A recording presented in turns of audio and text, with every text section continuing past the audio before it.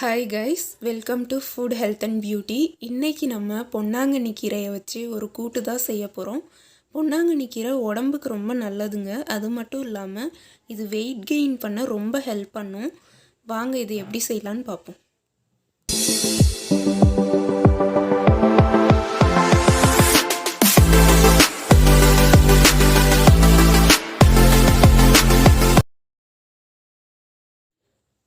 பொன்னாங்கண்ணி கீரையை சின்ன சின்னதாக கட் பண்ணி கழுவி வச்சுக்கோங்க.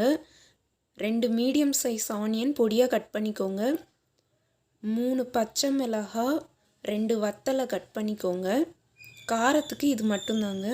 சீரகம், கடுகு, உளுந்து, கருவேப்பிலை, உப்பு, எண்ணெய், 2 கைப்பிடி அளவு வேர்க்கடலையை லோ ஃப்ளேமில் வச்சு நல்லா வறுத்துக்கோங்க.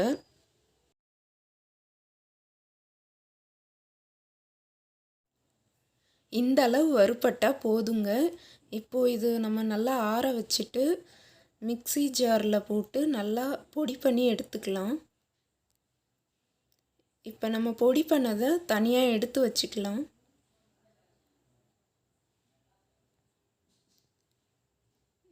இப்போ ஒரு பானல் வச்சு அதில் 2 ஸ்பூன் ஆயில் ஊற்றிக்கோங்க. அதில் கடுகு, உளுந்த போடுங்க. அது நல்லா பொரிஞ்சோன்னே கருவேப்பிலையை ஆட் பண்ணிக்கோங்க.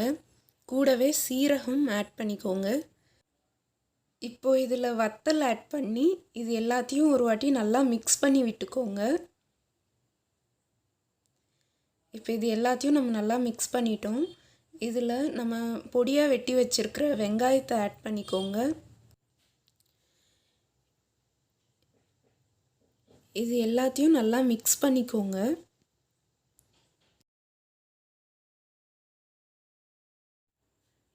இப்போது இதில் நம்ம வெட்டி வச்சுருக்கிற பச்சை மிளகாவை ஆட் பண்ணிக்கோங்க. இப்போ இதை நல்லா வதக்குங்க.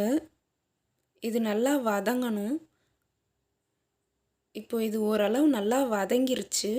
இப்போ நம்ம கழுவி வச்சுருக்கிற பொன்னாங்கண்ணி கீரையை இதில் ஆட் பண்ணிக்கலாம்.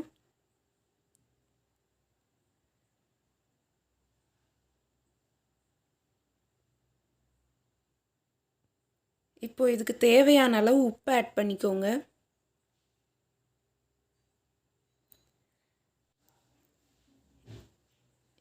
இப்போ இந்த மாதிரி இது எல்லாத்தையும் நல்லா மிக்ஸ் பண்ணி விட்டுக்கோங்க. இப்போ இது நல்லா நம்ம மிக்ஸ் பண்ணிட்டோம். இது வந்து நல்லா வதங்கணுங்க. ஒரு 10 மினிட்ஸ் ஆகுது இது நல்லா வதங்கணும்.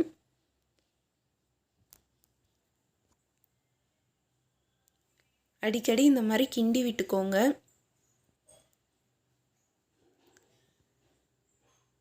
இப்போது இது நல்லா வதங்கிருச்சு.